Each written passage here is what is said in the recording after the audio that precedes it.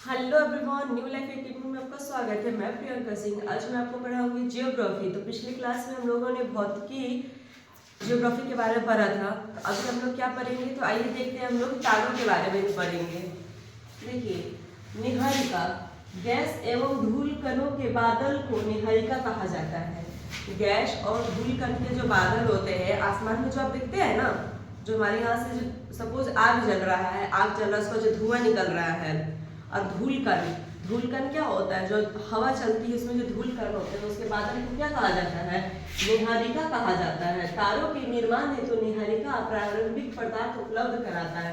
तारा का जब निर्माण होता है, तारा उसका जब निर्माण होता है तो निहारिका ही क्या कराता है, प्रारंभिक पदार्थ उपलब्ध कराता है। मतलब तारों के निर्माण के लिए वो चीजें क्या कराता है, उपलब्ध कराता है।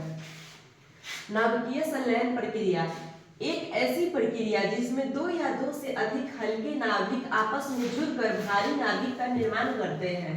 क्या कह रहा है, एक ऐसी प्रक्रिया जिसमें दो या दो से अधिक हल्के नाभिक, क्या दो या दो से अधिक हल्के नाभिक आपस में जुड़कर भारी नाभिक का निर्माण करते हैं, जिसे नाभिकीय संलयन प्रक्रिया कहा जाता है। इस प्रक्रिया में विशाल मात्रा में ऊर्जा की उत्पत्ति उष्मा में होती है।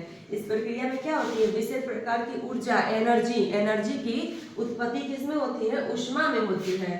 संलयन प्रक्रिया में उष्मा की उत्पत्ति का प्रमुख कारण प्रारंभिक नाभिकीय तथा अंतिम नाभिकीय द्रव्यमान का अंतर का होना है।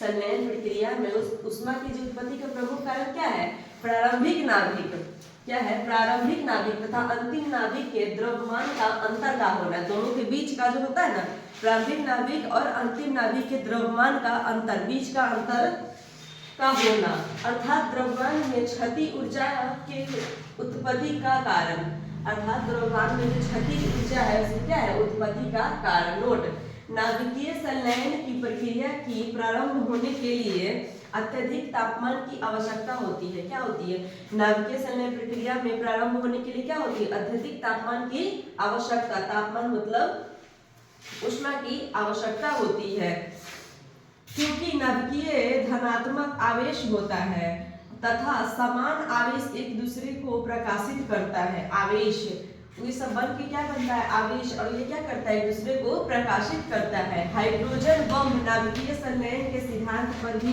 कार्य करता है। हाइड्रोजन बम जो होता है ना, हाइड्रोजन बम वो क्या करता है, नाभिकीय संलयन के सिद्धांत पर भी कार्य करता है। जबकि परमाणु बम विस्फोट, अब तो देख रहे हो, जब देश आजाद होता है, एक देश से दूसरे देश में लड़ाई होती है तो विस्फोट करता है ना परमाणु बम।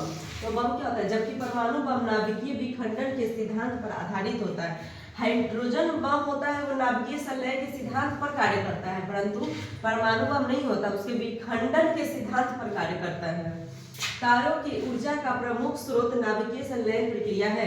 तारों की जो ऊर्जा होती है, तारों में जो ऊर्जा होती है उसका प्रमुख स्रोत क्या है, नाभिकीय संलयन प्रक्रिया है, जिसमें हाइड्रोजन के नाभिक संलयन होकर हीलियम के नाभिक का निर्माण करता है। हाइड्रोजन के नाभिक क्या संलयन होकर हीलियम के नाभिक का निर्माण करता है, और यही कारण है कि हाइड्रोजन को तारों का ईंधन कहा जाता है। हाइड्रोजन जो गैस होते हैं उसे तारा का क्या कहा जाता है, ईंधन कहा जाता है। ईंधन जैसे पेट्रोल, जैसे हमारा गाड़ी का पेट्रोल, गाड़ी में तो पेट्रोल यूज करते हैं, ठीक उसी प्रकार तारों का ईंधन किसे कहा जाता है, हाइड्रोजन को कहा जाता है। तारों के संगठन में 75% हाइड्रोजन, 24% हीलियम तथा 1% अन्य गैस होते हैं।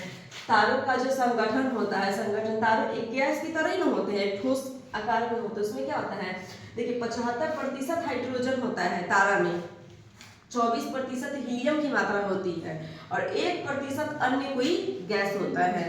कितना होता है, हाइड्रोजन की मात्रा 45, हीलियम 24, अन्य गैस 1%। देखिए तारों का उत्पत्ति, तारों की उत्पत्ति कैसी होती है, पहला चरण देखिए, महाविस्फोट के पश्चात गैस धूल कणों के बादल में निर्मित हुए, जिसे निहारिका कहा जाता है। महाविस्फोट होता है, महाविस्फोट के कारण पश्चात गैस धूल कणों के बादल में निर्मित हुए, जिसे निहारिका कहा जाता है। गैस क्या होता है, धूल कण, आंधी तूफान चलता है तो धूल का एकदम घेराव चलता है, बाउंड टाइप में देखते हैं, उसी टाइप का धूल कण के बादल निर्मित हुए, जिसे निहारिका कहा जाता है। उसे किस नाम से जाना जाता है, निहारिका कहा जाता है। किसे निहारिका कहा जाता है, तो महाविस्फोट के पश्चात धूल कणों के बादल, धूल कण का जो बादल होता है उसे क्या कहा जाता है? नीहारिका कहा जाता है। चरण 2, गुरुत्व के कारण नीहारिका में संकुचन की प्रक्रिया प्रारंभ हो जाती है। परिणाम स्वरूप गैसों के कण एक धूल कण के बीच में संघनन की दर में वृद्धि एवं ऊष्मा की उत्पत्ति। इस प्रकार के नीहारिका के पास ऊष्मा उत्पन्न होता है, इसके आद्य तारा के नाम से जाना जाता है। देखिए, गुरुत्व के कारण नीहारिका में क्या होता है? संकुचन की प्रक्रिया होती है, फिर धीरे धीरे क्या होता है? परिणाम स्वरूप गैस कण जो है ना, धूल कण में क्या होता है? संघनन होने लगता है एक साथ। गैस कण और धूल कण में क्या होता है? एक साथ संघनन होने लगता है, ऊष्मा की उत्पत्ति होती है, जिसे ना आद्य तारा के नाम से जाना जाता है। धीरे धीरे देखिए तारा का प्रोसेस है। फिर लगातार संकुचन की प्रक्रिया के कारण आद्य तारे में उपस्थित कणों के बीच संघनन की दर लगातार बढ़ती गई। परिणाम स्वरूप ऊष्मा का उत्पादन का वृद्धि भी हुई। लगातार संकुचन के कारण, संकुचन दबाव के कारण क्या हुआ? आद्य तारे की उपस्थिति में क्या हुआ? कणों के बीच में जो संघनन की दर लगातार क्या हो रहा? बढ़ते जा रहा है, मतलब संघनन लगातार वो कर रहा है, स्वरूप ऊष्मा उत्पादन में वृद्धि होते जा रहा है। चौथा चरण, नाभिकीय संलयन प्रक्रिया में हाइड्रोजन के नाभिक हीलियम के नाभिक और हीलियम के नाभिक हीलियम के नाभिक के परिणाम परिवर्तित होने लगते हैं। परिणाम स्वरूप विशाल ऊर्जा की उत्पत्ति हुई और इस प्रकार आद्य तारा के रूप में हमें परिवर्तन हो गए। देखिए, महाविस्फोट पहले होता है। महाविस्फोट जब होता है आकाश में, उल्का पिंड में जब विस्फोट होता है तो पहले क्या निकलता है? गैस, धूल कण, राख और ऊर्जा। एक शॉर्ट ट्रिप में महाविस्फोट हुआ सपोज, जिसमें महाविस्फोट में क्या क्या निकला? धूल, गैस, कण, राख, ऊर्जा। कोई चीज का विस्फोट होता है तो यही नहीं निकलेगा। जब इस सब का नाम क्या है? इस सब का नाम को हम लोग क्या कहा जाता है? नीहारिका कहा जाता है। धूल कण राख ऊर्जा को नीहारिका नाम से जाना जाता है। अब नीहारिका का क्या हुआ? संकुचन हुआ, जिसमें ऊष्मा और ऊष्मा के द्वारा ये क्या बना? आद्य तारा बना। आद्य तारा बना।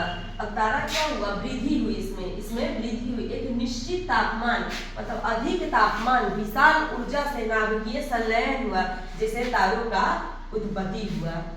तारा भी बना है ना, ऑटोमेटिक थोड़ी हमारे ब्रह्मांड में से ही तारा आ गए हैं। देखिए उसका उत्पत्ति कैसे कैसे हुआ। महाविस्फोट हुआ, गैस, धूल कण, राख, ऊर्जा को नीहारिका कहा, जिसका संकुचन हुआ, ऊष्मा आया, आद्य तारा बना, आद्य तारा से तप कर तारा बना, निश्चित तापमान उसे मिला, फिर विशाल ऊर्जा उसमें प्राप्त हो गया, फिर नाभिकीय संलयन किया गया, उसके बाद तारों का उत्पत्ति हुआ। आज की क्लास यही समाप्त करते हैं। नेक्स्ट क्लास में हम तारों के मृत्यु के बारे में भी पढ़ेंगे कि वो खत्म कैसे होता है।